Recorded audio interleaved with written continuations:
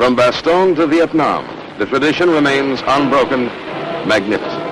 The Screaming Eagle. You know, you're not supposed to be alive. And I said, how's that?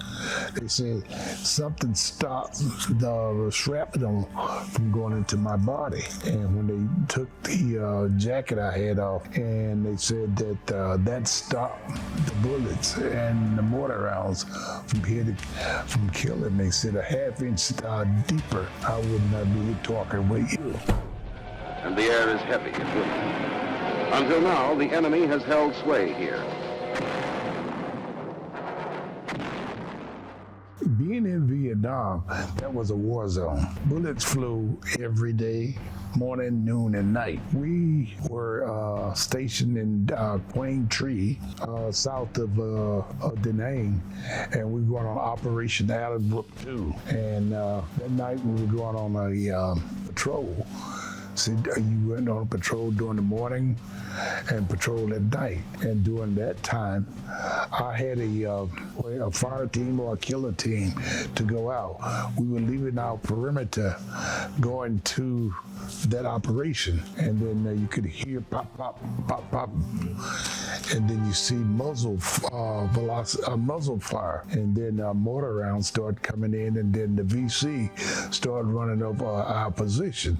And we got started getting hit. Then as the mortar rounds exploded, felt like 1,000 bees hit my body. And in front of me were my men doing my team. So one fell, I went over to pick him up and told him he's gonna be all right. So we went, picked him up, and I carried him to a safety zone. And at that time, more mortar rounds and AK-47s started coming toward me. And I kept getting hit in my body. And as that happened, I fell to the ground and I crawled over to the position where it'd be safer. They kept continued. And then we called in, it wasn't puffing, we called in our support, air support, to help us to fight them off that location. And when I went down, I could hear blood swishing out of my body. And I couldn't feel my right hand. And so as we laid there in the hole, they looked at me and said that you can see I got a cut across my chest where AK-47 had hit across there. But they looked at me a little closer and they said, you know, you're not supposed to be alive. And I said, how's that?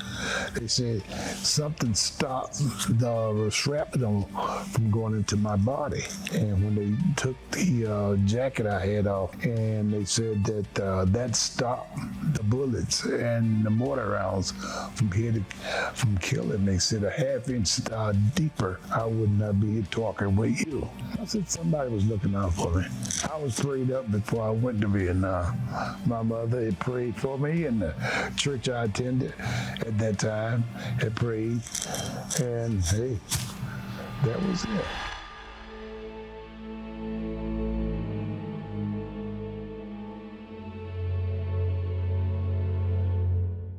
I had orders to go to Vietnam, and during that time, on my way out to the airport that day, I had to pick her up so she could bring my vehicle back. She wanted me to marry her before I left going to Vietnam. I said, no, I left you single, so if something happened to me, you could go wherever you want, with whomever you want. So as I boarded the plane, she gave it to me, and I accepted the Bible.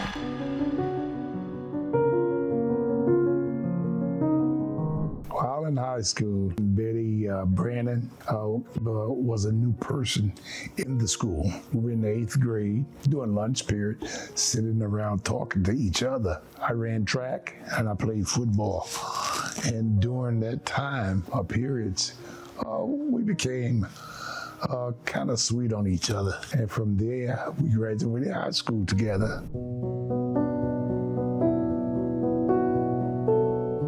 That happened was we were newlyweds, and after a while she kept I said, we're gonna need to have children. She said, not right now, not right now. So she kept on, and so what I did I went and got the birth control pills and flushed them down the toilet. And I told her, I said, next year, this time, there's gonna be some pitter patter of feet in this house. And next year, we had pitter patter of our oldest son, which they named James Edward Simon Jr. II. That's what happened. I wanted 12. And she wanted 6 because she's an only child, but I'm from a family of 6. So we had another son who's Jermaine, is currently now still in the military. He's a lieutenant colonel. He flew planes. He works now in special ops. Our oldest son, James the second, he did a 20-year stint in the Marine Corps. The community man, Mr. Simon.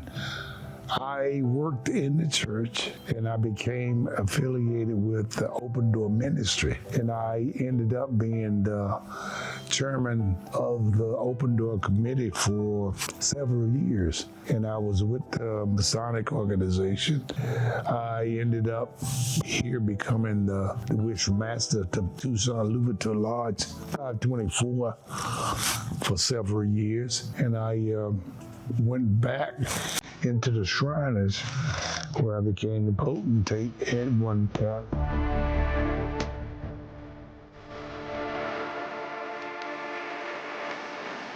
My name is James Edward Simon. I'm 80 years old. I'm a veteran, a husband, a father, and this is my life reimagined.